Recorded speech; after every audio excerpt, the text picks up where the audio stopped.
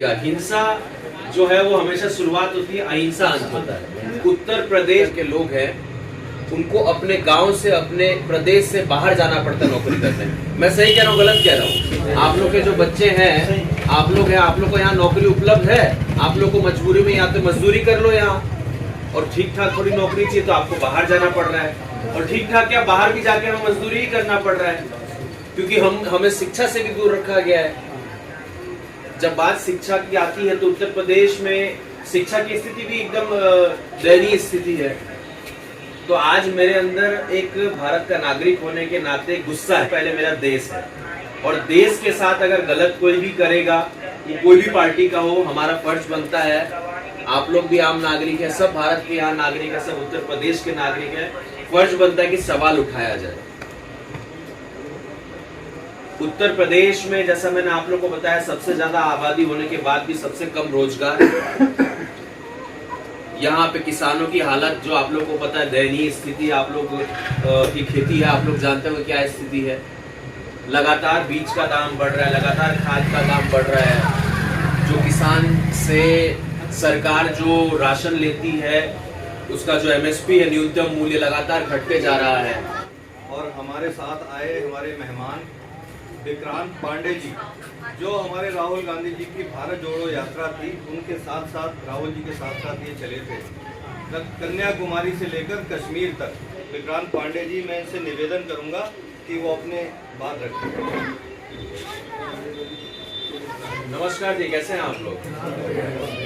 10 minute आप लोगों का लूंगा, और 10 मिनट चाहूंगा आप लोग पूरा अपना, हमारी जो बातें होंगी उसमें दीजिएगा, ताकि आप लोग के बीच हम इतने दूर से आए हैं तो किसी एक हम लोग रिजल्ट पे पहुंचे, और आपसे बातचीत करके हमें भी कुछ आपसे सीखने मिले, और जो आपकी विचारधारा है हमारी, वो आप लोग के बीच हम बता सकें। सपा है, बसपा है, तत्काल में बीजेपी की गवर्नमेंट है। आपने तीनों गवर्नमेंट को मौका दिया, और तीनों गवर्नमेंट को मौका देने के बाद आज के दिन में जो उत्तर प्रदेश की स्थिति आप लोगों से छुपी नहीं है। क्यों आज के दिन में उत्तर प्रदेश में 25 करोड़ की जनसंख्या है, सबसे बड़ा जनसंख्या हमारे प्रदेश में है पूरे भारत में। कई देशों से ज्यादा हमारे पास आबादी है उत्तर प्रदेश में। 80 लोकसभा सीट हम देते हैं दिल्ली में, सबसे ज्यादा सीट, कि भाई जिसको उत्तर प्रदेश जिस पे हाथ रखे प्रधानमंत्री वही बनता है।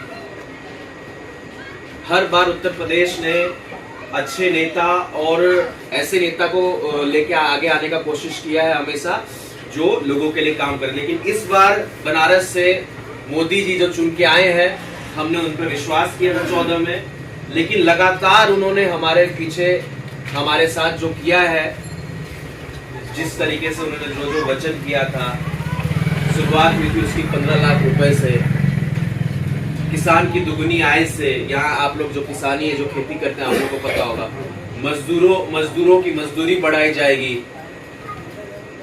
ठीक है, युवाओं को रोजगार दिया जाएगा 2 करोड़, गांव की व्यवस्था ठीक की जाएगी, गांव की सड़क ठीक की जाएगी, गांव के लोगों की हालात ठीक की जाएगी। सबसे बड़ा झूठ उन्होंने जो कहा था, जो अभी वीडियो बड़ा वायरल चल रहा है, कि जिले में लोगों को नौकरी दी जाएगी। मैं लखीमपुर खीरी का कुछ समय पहले, 10 दिन पहले, इसी कैंपेन के दौरान, लखीमपुर खीरी एक ऐसा जिला था जहां अजय मिश्रा टेनी जो सांसद थे बीजेपी के, उनके लड़कों ने किसान आंदोलन के दौरान, जो किसान आंदोलन कर रहे थे सड़क पे, उनको कुचल दिया था। 7 किसानों की मृत्यु हुई थी। ये बात हम इतनी आसानी से कैसे भूल सकते हैं? तत्काल की बात है। तो हम जो अब थोड़ा सा ये अपने अंदर रखना है, स्वाभिमान अपना जगा के रखना है, हम भारत के लोग हैं वो जगा के रखना है, और अपने भविष्य के लिए हमें लड़ना है, ये भी हमें जानना है।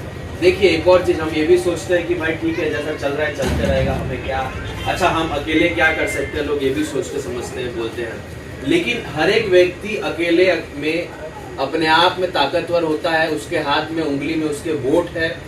वोट की कीमत हमारे लोकतांत्रिक देश में सबसे ज्यादा है।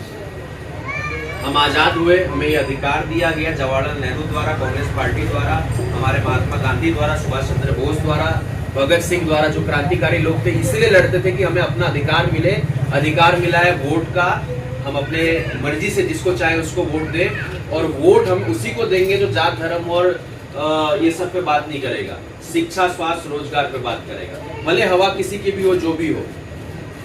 और एक चीज मैं आपको बता दूं, हवा कुछ होती नहीं, हवा बनाई जाती है। हवा कुछ नहीं होती। 2014 में कोई हवा नहीं थी, मैं आपको ही बता दूं, 19 में भी नहीं। आरएसएस के लोग क्या करते हैं, गांव-गांव, घर-घर जाते हैं, उन लोग का एक प्लानिंग रहता है, 5-10 लोग बैठ जाएंगे आपस में और अपने में ही बात करेंगे कि भाई इस बार यहाँ से बीजेपी का विधायक जीत रहा है। वो जीते हारे उससे मतलब नहीं है। इसी प्रकार से वो संगठन में एक दिन में 5-10 जगह जाते हैं, 100-200 लोगों से मिलते हैं, बस में, ट्रेन में, हर जगह यही बात करते हैं। तो ये बात आज से हमें करना है, अपनी जिम्मेदारी लेके करना है। इसलिए मैं नहीं बोल रहा कि आप हमें मौका दीजिए या जो भी है, देश बचाने का समय आ गया है। आज दिन तक हम लोग आज़ादी की लड़ाई हमने लड़ा था, सबने, हिंदू, मुसलमान, सिख, ईसाई सब मिलके। आप मानिए ना मानिए, हमें लग रहा है सब आसान चीज, लेकिन आज भी हम बहुत बड़े गुलामी की तरफ बढ़ रहे हैं। 2024 में सरकार आ गई तो देखिए आप किस तरीके से मनमानी होगी, हमारा कोई ठिकाना नहीं होगा। पुलिस जब मर्जी किसी को उठा के लेके चले जा रहा है, आपने दाढ़ी रखी है तो पुलिस आपको पकड़ के लेके चले जाएगा। आप ब्राह्मण हो, यूपी में, कानपुर में, देवरिया में जो हत्याकांड जो आप लोगों ने देखा होगा, मैं ब्राह्मण होने के नाते आपको बता रहा हूँ, हम लोग कहीं से खुश नहीं है सरकार से, जो भी परेशान है। हम सब मिल जाएंगे तो आराम से 35-40% वोट होता है। वो सरकार बनाने का सबसे मतलब वो निर्णय कर सकता है कि सरकार किसकी बनेगी, ये 3 लोग अगर मिल जाए। बात रही, मैंने जैसा कहा, आज़ादी की, शुरू से भाई साहब आप लोग सब जानते हैं, भगत सिंह हो, सिख थे, चंद्रशेखर आज़ाद हो, ब्राह्मण थे, अशफाक उल्लाह खान हो, मुसलमान थे, लाला लाजपत राय थे, ऐसे कई लोग थे जो मिल के आए। तो अब जो अपने अंदर का जो हमको दिखाया जाता है, जो बताया जाता है कि हिंदू या मुसलमान में भेदभाव होता है, ये है वो है, अपना अपना चीज़ है, खान पान अपनी अपनी है, रहन सहन अपना अपना है, बाकी भारतीय है, सब प्रेम सबके दिल में है। खाली अपने अंदर से उसको हमें जगाए रखना है और इनकी बातों को नकारना है, चाहे वो सत्ता में बैठे मोदी जी हो, योगी जी हो, बीजेपी का कोई भी अमित शाह हो। और मैं एक चीज़ और कहता हूँ, पता नहीं मेरे से आप लोग इतना सहमत करेंगे नहीं करेंगे, असदुद्दीन ओवैसी है, उसको भी मैं ठीक नहीं मानता हूँ, मेरा ये पर्सनल मानना है। यहाँ से वो लोग मिली भगत होती है, यहाँ से ये लोग हिंदू को करते हैं, वहाँ से वो लोग ये करते हैं, हम लोग आम मुद्दे से पीछे हो जाते हैं। अब हमारे पीछे ये 2-3 युवा खड़े हैं, आप मेरे को बताओ भाई, आपको क्या चाहिए? आपको रोजगार चाहिए, आपको अच्छा इज्जत चाहिए भारत में, आप भारत के नागरिक हैं, तो कोई आप पे सवाल नहीं उठा सके, तभी आप गर्व से जी सकते हैं ना। धर्म के नाम पे आप हमें लड़ा रहे हैं झूठ मूठ के, मस्जिद और मंदिर के नाम पे कि हमने मंदिर बना दिया, हमने मस्जिद बना दिया। देखिए हमारे भारत में इतना संस्था है जो मस्जिद मंदिर को संभाले हुए, वो संभालेगा। उसको राजनीति से दूर रख के, जो कांग्रेस पार्टी आप लोग के बीच इस तरीके से काम की थी, इस समय में 70 साल हम लोगों ने जो किया था, शांति थी। कहीं आप लोग को लगता था भाई साहब कि हाँ यार ये अंदर ही अंदर कोई दिक्कत है, ये है वो है, कहीं कुछ नहीं था, कहीं कोई दिक्कत नहीं थी। अगर मैं गलत कह रहा हूँ तो आप लोग बताइएगा, तो यही तो प्रेम है, इसीलिए तो हम आजाद हुए, इसीलिए तो हमने लड़ाई लड़ी। भारत है, भारत इसीलिए विश्व में जाना जाता है। विश्व में टोटल 196 देश है, 196 में आप लोग को बता दूं। भारत एक ऐसा लौता देश है पूरे विश्व में, 196 देशों में एक लौता देश भारत है जहां आज भी हर धर्म का सम्मान, विश्व में हमें इसलिए जाना जाता है कि हम हर धर्म का सम्मान करते हैं। हमारे वहाँ 28-29 राज्य है, हर राज्य में अलग भाषा बोली जाती है, अलग त्योहार है, अलग खान पान है, अलग बोली है, उसके बाद भी प्रेम है, ऐसा कहीं नहीं है। तो ये गर्व करने वाली चीज है हमें। आप कोई भी देश उठा के देख लीजिए, अगर वहाँ क्रिश्चियन लोग हैं, ईसाई लोग हैं तो ईसाई लोग ज्यादा है, कहीं मुसलमान है तो मुसलमान ज्यादा है, कहीं सिख है तो सिख ज्यादा है। हमारा देश ऐसा है कि सब मिलजुल के सारे धर्म और जात पात रहते हैं। तो हमने विश्व को जिस तरीके से मोदी जी कहते हैं विश्व गुरु बनाया जा रहा है, तो विश्व गुरु इस तरीके से नहीं बनेंगे, विश्व गुरु इसी तरीके से बनेंगे कि हम जो एकता में अनेकताओं में एकता वाली जो देश है हमारी, कि अलग अलग लोग हैं, अनेकता वाले लोग हैं, उसमें भी एकता है, वही हम कायम रखेंगे। आप लोगों से एक गुजारिश है, आप लोगों को ये बात पता ही जो मैंने कहा, लेकिन एक बार आप लोगों के बीच मैंने इसलिए रखा कि ये हमेशा अपने बीच ये प्रश्न रखना आप लोग कि मैं जिसको भी वोट देने जा रहा हूँ, क्या वो मेरे बच्चों के भविष्य के लिए किस तरीके से भारत और उत्तर प्रदेश बनाएगा। ठीक है, मैं ये नहीं कह रहा कि हम लोग आपके बीच आके आपको सोने का महल बना के दे देंगे, लेकिन हाँ आपको आत्मविश्वास देंगे और आपके साथ खड़े रहेंगे और जितना हो सके आपके लिए हम लड़ेंगे और भेदभाव नहीं होने देंगे। दाढ़ी और टोपी और गले और माला और टीका पे हम बात नहीं करेंगे। मैं तो खुलेआम कहता हूँ ये चीज, और हमें ये समझना पड़ेगा, ये सब चीज से उठ के आना पड़ेगा। देखिए हम तो आज है, कल चले जाएंगे, सबको एक दिन जाना है, लेकिन हम जब थे हमने देश में क्या किया, प्रदेश में क्या किया, वो सब मायने रखता है ना।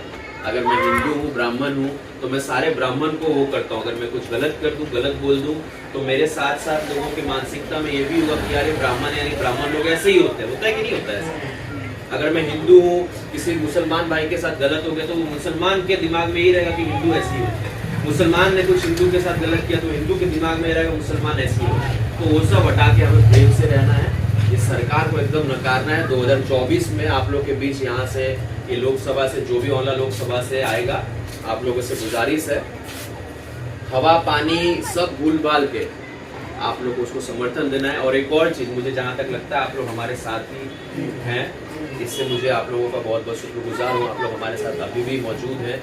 इतने हमने ऊपर नीचे देखा, उसके बाद भी आप लोग हैं। लेकिन अब हमें एक जिम्मेदारी ले लेनी है।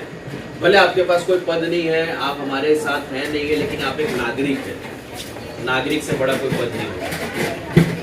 मुझे पार्टी ने नहीं कहा कि आप इस तरीके से जाओ, मैंने खुद ने पार्टी से कहा कि मुझे जाना है, क्योंकि मुझे भारत और देश के लिए काम करना है, बचाना है। और सब अपना अपना सोचेंगे, अपना अपना चलते रहेगा, तो ये लोग इसी तरीके से माला माल होते रहेंगे। कोई तो एक एक जिम्मेदारी आप लोग लेंगे। मेरे को वचन दीजिए, आप लोग ज्यादा परेशानी नहीं दूंगा आपको, सिंपल सा दूंगा जो आप लोग कर सकते हैं, है ना। ये आप लोग के बीच में आया हूँ। आप लोग अगर मुझे समर्थन देंगे तो मुझे बड़ा दिल से अच्छा लगेगा कि भाई चलिए मैं आप लोग के बीच आया, है ना। ये आलमपुर गजरौला जो गांव है वहाँ आया, और मुझे मेरे साथ 10-15 भाई लोग थे, उन्होंने मुझे ये बताया है कि मैं ये समर्थन आपको दे रहा हूँ। मैं आप लोगों का नंबर भी लूंगा और मेरा भी नंबर आप लोग को दूंगा। आप लोग कोई भी चीज हो हमसे संपर्क कर सकते हैं। आपके घर के यहाँ पे भाई साहब हैं, भाई साहब लोग हैं, आप लोग के बीच हमेशा रहेंगे। कोई भी आप लोग को जरूरत हो, हम लोग आपके बीच रहेंगे। तो एक वचन आपसे चाहिए मुझे, आप सब लोग यहाँ वचन दे रहे हैं, जोर से बोलिए, हम वचन दे रहे हैं। अच्छा, मैंने जो गलत बोला सही बोला, आप लोग अपनी राय दे सकते हैं। कुछ गलत लगा मैंने जो गलत, बच्चों के भविष्य और देश के भविष्य के लिए इसी रास्ते से हमें चलना है। गांधी जी ने भी ये कहा था कि हिंसा शुरुआत है, अहिंसा ही अंत है। हम अहिंसा के रास्ते में चल रहे हैं। उन्होंने शुरुआत की अहिंसा से, हम अहिंसा के रास्ते में चल के इसका अंत करेंगे और भारत और उत्तर प्रदेश को अच्छे से एक साथ लेके चलेंगे। तो आप लोग वचन दीजिए, जोर से बोलिए, वचन देते हैं। आज से हम जहाँ उठेंगे, जहाँ बैठेंगे, जिससे मिलेंगे दिन में, बात करने नहीं, कांग्रेस की नहीं, बात करेंगे आप अपने देश की और हिंदू मुसलमान की बात नहीं करेंगे। सामने वाला अगर हिंदू भी उससे प्रेम से बोलेंगे कि भाई साहब शिक्षा स्वास्थ्य पे लड़ते हैं, और आइए मिलके इस बार 24 में इन मुद्दों पे जो हमारे बीच आएगा, चाहे वो कांग्रेस का हो, सपा का हो, बसपा का हो, भाजपा का हो, लेकिन मेरे को पता है जहाँ तक कांग्रेस एक ऐसी लौती पार्टी है जो 47 से आज दिन तक हम इसी पे लड़े हुए हैं। और उसी के तहत आप लोगों को पता है नरेगा जो गांव में चलता है, 2006 में जब आया था, जब सोनिया गांधी जी दौरा कर रही थी, सोनिया गांधी जी ने किसानों को देखा, किसान लोग खेत में काम कर रहे थे, सोनिया गांधी जी ने अपना काफिला रुकवाया, उनके पास गई, वो उनसे बात किया, महिलाओं से, महिला थी वहाँ, पुरुष भी थे, महिलाओं से बात की कि भाई आप लोग यहाँ काम कर रहे हैं, आप लोग के क्या मतलब दिक्कत है, गाँव में क्या समस्या रहती है। उन्होंने कहा गाँव में रोजगार नहीं है। तब जाके 2006 में नरेगा लागू हुआ। उस नरेगा को भी ये सरकार खत्म कर रही है। आप समझिए चीजों को। लगातार आप लोग का जो दिहाड़ी था वो कम हो रहा है और नरेगा भी समाप्ति पे आ गया है। तो हम लोगों को शांति से, है ना, अपने लिए, अपने भविष्य के लिए, और एक एक आदमी को, आज से आप लोग 10 लोगों से मिलते होंगे, 10 से आप बात कीजिएगा कि भाई 24 में जो इस पे शिक्षा, स्वास्थ्य, सड़क मुद्दे, गांव के विकास पे लड़ेगा, हम उसको वोट देंगे। और वो मैं लिख के दे सकता हूँ, ये कांग्रेस की पार्टी है, इसके अलावा ऐसी कोई पार्टी नहीं। आप लोगों का बहुत बहुत धन्यवाद। आप लोगों ने क्या उसको सत्ता चाहिए, सत्ता तो उनके पास काफी समय से थी। क्या उनको किस चीज की कमी है कि उनके पास घर में कोई कमी नहीं है, उनके पास हर चीज से सामर्थ्य है वो, ठीक है। 53 साल के हो गए, अभी तक शादी ब्याह नहीं किया है। लोग कहते हैं कि नहीं किया। क्यों नहीं किया? क्योंकि वो लोग देश के प्रति इतने समर्पित हैं वो, कि उनका पूरा ध्यान केंद्रित तो इसी पे करना चाहते हैं, भारत के लिए देना चाहते हैं। तो उनसे मेरी मुलाकात हुई तेलंगाना में, मैं आपको पर्सनल बताऊंगा 2 मिनट। तेलंगाना में उनके साथ 10 मिनट में चला। ऐसे मुलाकात काफ़ी सारी हुई, लेकिन ग्रुप के साथ हुई। और 2 बार मुझे अकेले उनके साथ मतलब यात्रा के दौरान चलने का मौका मिला, जब हमारी 1 to 1 हमारी बात हुई। और पहली बार जब मैं उनसे मिला तो मैं उनसे चाह रहा था उनसे ज़्यादा से ज़्यादा उनसे बात करूं, और वो इतने अच्छे व्यक्ति लगे मुझे। 10 मिनट में 8 मिनट वो मेरी सुने हैं और 2 मिनट अपनी कहे। सुनना सबसे ज़्यादा जन नेता के लिए ज़रूरी है, इसलिए मैंने टी शर्ट पहने, इसमें लिखा है बहुत हुई मन की बात, अब होगी जन की बात। हमारे मोदी जी मन की बात कि भाई हमारा ये हुआ वो हुआ, हर संडे को आके 11 बजे। लेकिन जन की बात कौन करेगा? कि भाई मेरे सामने ये भाई साहब बैठे हैं, इनकी काम मान लीजिए, ये कोई कारीगर है कोई चीज़ के, इनको धंधे में क्या परेशानी आ रही है, इनकी महंगाई में क्या स्थिति है, सिलेंडर इनको महंगा मिल रहा है, पहले इनको कितना रुपया बचता था अब कितना बच रहा है, इनके बच्चों की शिक्षा में कितना पैसा जा रहा है। तो ये जन की बात होती है। अब हमारे देश में ऐसा प्रधानमंत्री हमने चुना, हमने भी 2014 में काफ़ी लोग भटक गए थे कि भाई बदलाव बदलाव, विकास विकास विकास, सबने वोट दिया होगा लगभग, मुझे लगता है। उस 14 के बाद धीरे धीरे आप लोगों ने समझा कि भाई क्या किस तरीके से सरकार चल रही है, क्या इसका मकसद है क्या नहीं है। हिंदू मुस्लिम का एक बार भी नाम नहीं लिया गया था चुनाव में। चुनाव जीतने के बाद आपने हिंदू मुस्लिम के अलावा कुछ काम नहीं देखा। तो ये एक एजेंडा के तहत पार्टी जब चलेगी किसी भी तरीके से, अगर कांग्रेस पार्टी भी एक एजेंडा ऐसा होता है जो हमेशा नुकसान करता है। आपके बीच प्रधान जी है, प्रधान जी को पता होगा ब्राह्मण है, हिंदू मुसलमान उनके लिए सब एक होंगे, आप उनसे पूछिएगा, आप जानते भी होंगे, आपके घर के हैं, तभी ये विकास कर पाएंगे और तभी आप लोग इनसे जुड़ेंगे।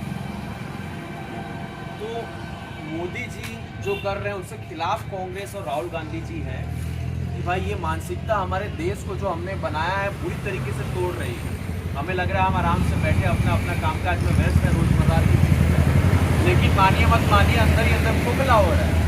जिस दिन समय आ जाएगा उस दिन आपके घर के आगे दिखेंगे 4 लोग लाठी डंडा लेके, आपके बच्चे यहाँ से पढ़ने के लिए जाएंगे, आपके पास इतना पूंजी नहीं होगा आप बच्चों को पढ़ा पाओगे, पढ़ा लिया जैसे तैसे तो उसके लिए रोजगार के लिए आपके पास कोई सुविधा नहीं होगी, या तो उसको हाथ में लाठी डंडा लेना पड़ेगा या तो उसको भीख मांगना पड़ेगा। ये हकीकत है, आप मानिए मत मानिए, समय अपने आप सब दिखाएगा, क्योंकि उस तरीके से दिख रहा है तत्काल।